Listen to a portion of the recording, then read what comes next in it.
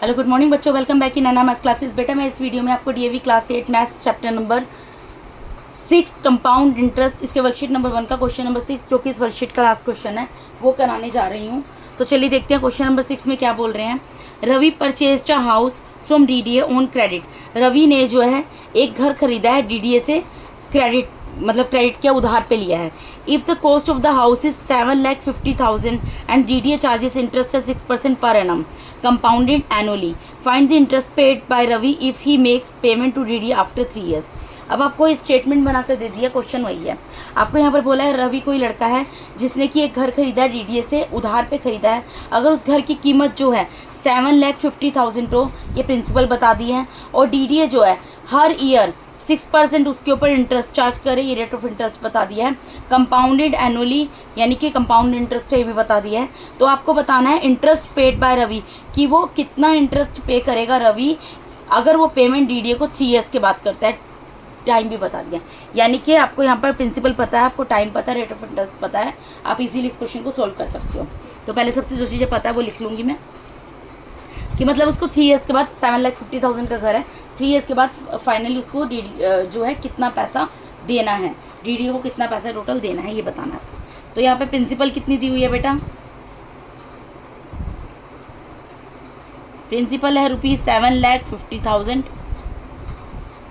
ठीक है। उसके बाद रेट ऑफ इंटरेस्ट कितना दिया हुआ है,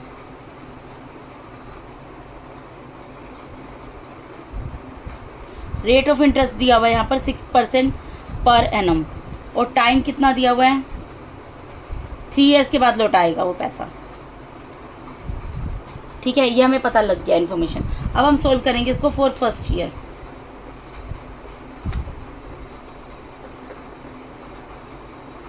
फर्स्ट ईयर के लिए क्या होगा जी, प्रिंसिपल क्या होगी, जितनी प्रिंसिपल स्टार्टिंग में वही होगी 7,50,000। रेट ऑफ इंटरेस्ट क्या होगा, जो डीडीए चार्ज कर रहा है वही रेट ऑफ इंटरेस्ट होगा, यानी कि 6% पर एनम होगा, ठीक है।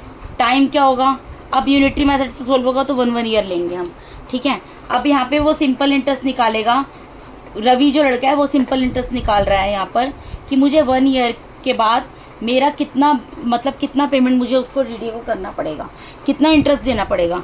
7,50,000 पहले तो वो ये पता लगाएगा ना कि 7,50,000 का 6% कितना होता है, तभी तो अमाउंट निकलेगा। क्योंकि इंटरेस्ट पता होगा तो जो प्रिंसिपल है उसमें इंटरेस्ट ऐड करके तो अमाउंट निकलता है ना, तो इसीलिए पहले ये इंटरेस्ट निकाला जाता है। तो 7,50,000 लिख देंगे यहाँ पर हम, multiply by rate of interest 6 है, मल्टीप्लाई बाय 1 डिवाइडेड बाय 100। 20 से 20 कैंसिल हो गई, इनको मल्टीप्लाई कर लो, 7,500 को 6 से मल्टीप्लाई कर लो, तो सिंपल इंटरेस्ट कितना आ जाएगा बेटा आपका, ₹20 तो पीछे उतरी जाएंगी, 45,000। सिंपल इंटरेस्ट कितना निकल गया, 45,000 निकल गया, ठीक है। अब निकालेंगे अमाउंट। अब वो निकाल रहा है अमाउंट कि 1 साल का मुझे तो 45,000 तो खाली इंटरेस्ट ही देना पड़ रहा है, तो अमाउंट कितना होगा, अमाउंट क्या होता है प्रिंसिपल प्लस सिंपल इंटरेस्ट, क्योंकि हाउस लोन तो देखो बेटा महंगा होता ही है। अमाउंट जितना ज़्यादा अमाउंट होगा उतना ज़्यादा इंटरेस्ट निकलेगा, और जितना ज़्यादा आपका इंटरेस्ट निकलेगा उतना, I mean to say that जितना ज़्यादा आप पैसा लेते हो उधार उसका अमाउंट की बात कर रही हूँ, ये सोल्यूशन के अमाउंट की बात नहीं कर रही।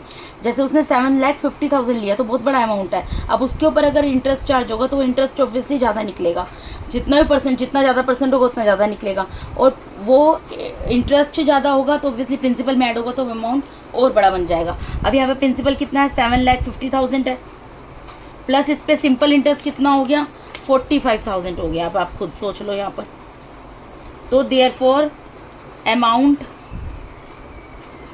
At the end of first year क्या बन गया,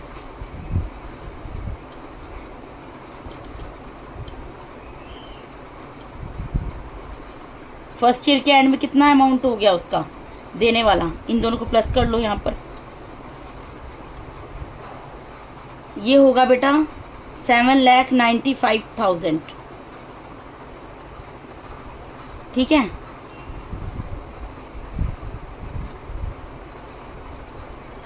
अब ये जो अमाउंट बना है ये क्या होगा, ये सेकेंड ईयर के लिए प्रिंसिपल होगी फॉर सेकेंड ईयर, अब हमने एक ईयर के लिए सोल्व कर लिया इस क्वेश्चन को।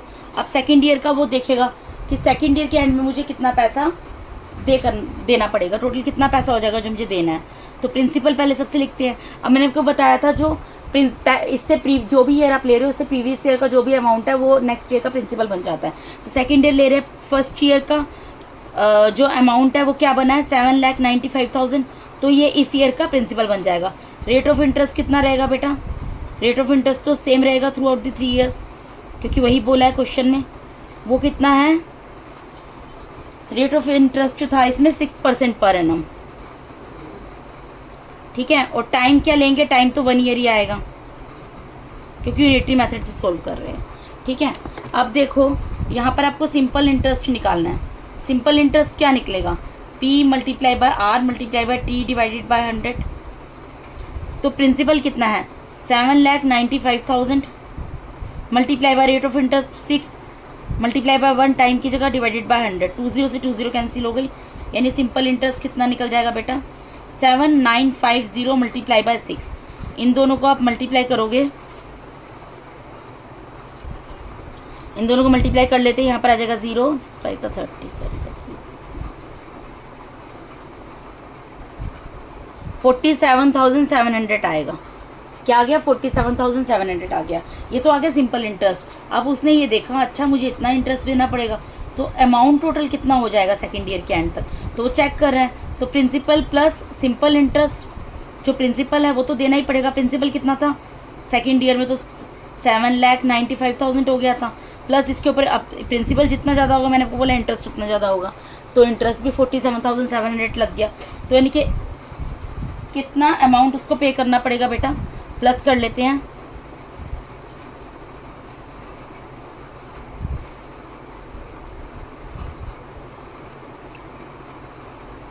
₹8,42,700 अमाउंट हो गया।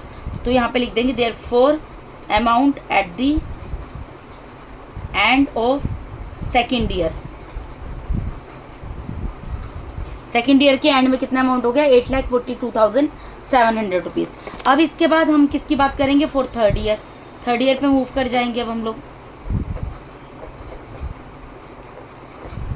थर्ड ईयर में क्या होगा बेटा, प्रिंसिपल क्या होगी, जो प्रीवियस ईयर का अमाउंट है वो इस नेक्स्ट ईयर के लिए प्रिंसिपल बन जाता है।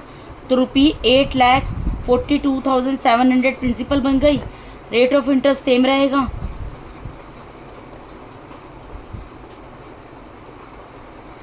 कितना है रेट ऑफ इंटरेस्ट अभी हमने ऊपर लगाया है 6% पर एनम, और टाइम क्योंकि यूनिटरी मेथड है तो 1 ईयर ही लेंगे। अब बस इसको सोल्व कर लेंगे हम। यहाँ पर क्या करेंगे हम सिंपल इंटरेस्ट निकालेंगे। अब वो निकालेगा सिंपल इंटरेस्ट कि भाई थर्ड ईयर में कितना इंटरेस्ट देना पड़ेगा मुझे, तो फॉर्मूला लगाएगा P multiply by R multiply by T divided by 100, ठीक है। अब प्रिंसिपल कितना है इसका थर्ड ईयर का 8,42,700 multiply by 6, rate of interest 6 है, टाइम की जगह 1 आ गया डिवाइडेड बाय 100 आ गया। 20 से 20 यहाँ पर कैंसिल हो गई। देखो बेटा मैंने यहाँ पे वैल्यूज पुट की है, सॉरी नज़र नहीं आया होगा आपको। यहाँ पे 8,42,700 है जो कि प्रिंसिपल है थर्ड ईयर की, ठीक है, वो लिख दी। और मल्टीप्लाई में रेट ऑफ इंटरेस्ट 6 है, 6 लिख दिया, मल्टीप्लाई में टाइम 1 ईयर है तो 1 लिख दिया डिवाइडेड बाय 100। 20 से 20 कैंसिल हो गई। अब क्या करना है मल्टीप्लाई करना है बस। तो 8 लाख यहाँ पर अब कितना हो गया 8,427 को 6 से मल्टीप्लाई करना है तो हमारा सिंपल इंटरेस्ट निकल जाएगा। तो मल्टीप्लाई कर लेते हैं। यहाँ पे आ गया 2 6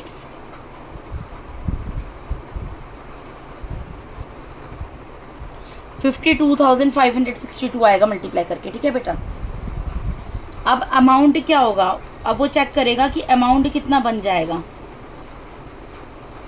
अमाउंट कितना हो जाएगा अब जो मैं पे करूँगा फाइनली, क्योंकि अब थर्ड ईयर है, थर्ड ईयर का एंड आ गया, उसको डीडीए को जाके पेमेंट करनी है। तो क्या करेगा प्रिंसिपल जो उसने पैसा बैंक से लिया डीडीए से लिया था वो, देखिए बेटा अब हमें फाइनली अमाउंट निकालना है। तो अमाउंट कैसे निकलेगा, यहाँ पे प्रिंसिपल आएगी, ऑब्वियसली प्रिंसिपल जो स्टार्टिंग में जितना भी यहाँ पर जो पैसा है थर्ड ईयर का अमाउंट निकाल रहे हैं हम, तो प्रिंसिपल कितनी है थर्ड ईयर की वो लिखेंगे, प्लस में जो सिंपल इंटरेस्ट चार्ज हुआ है प्रिंसिपल के ऊपर वो लिखेंगे। तो प्रिंसिपल कितनी है 8,42,700 प्लस में सिंपल इंटरेस्ट इसके ऊपर चार्ज हुआ है 50,562 रुपीज़, ठीक है, इन दोनों को ऐड कर लेंगे तो अमाउंट निकल जाएगा। तो इन दोनों को ऐड करोगे आप, यहाँ पर आ गया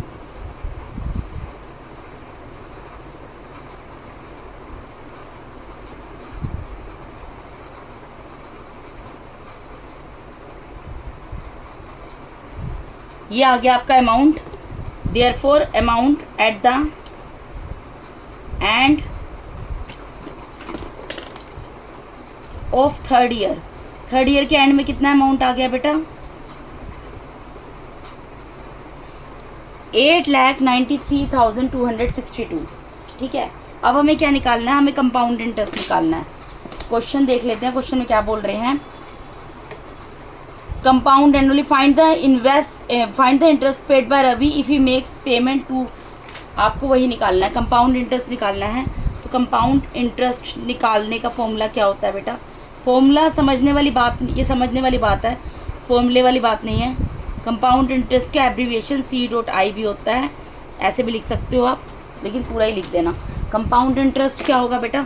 जो, अब आप बताओ, जो उसने टोटल कितना पैसा पे किया, अमाउंट जो लास्ट ईयर का है वो पे किया, और उसने लिया कितना था, जो लेता है स्टार्टिंग में उसको क्या बोलते हैं? प्रिंसिपल, जो स्टार्टिंग की प्रिंसिपल थी।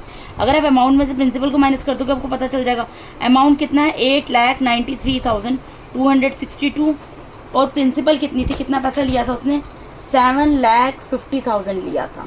ठीक है, उसने कितना लिया था? 7,50,000 लिया था। तो ये जो उसने एक्स्ट्रा पैसे दिए किस चीज़ के दिए होंगे? ऑब्वियसली कंपाउंड इंटरेस्ट के तो दिए होंगे, तो माइनस कर देते हैं।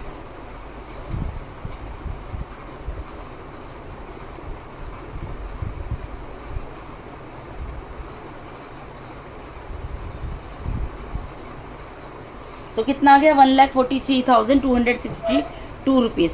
तो बेटा ये क्वेश्चन का इसका आंसर आ गया।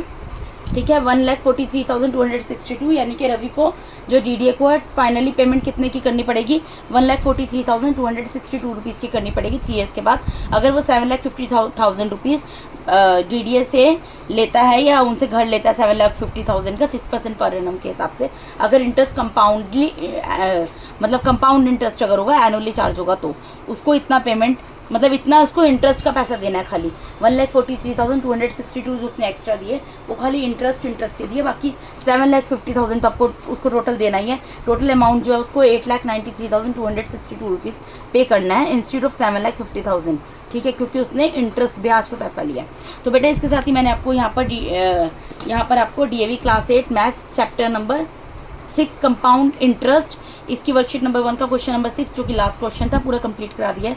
अगर आप मेरे चैनल पे नए हैं तो काइंडली मेरे चैनल को सब्सक्राइब कीजिए। अगर आप लोगों को मेरा टीचिंग मैथड अच्छा लगता है तो मेरे वीडियोस को ऐसे लाइक कीजिए और अपने फ्रेंड्स के साथ शेयर कीजिए। Once again thank you so much for watching my YouTube videos बेटा। Thank you so much, God bless all of you.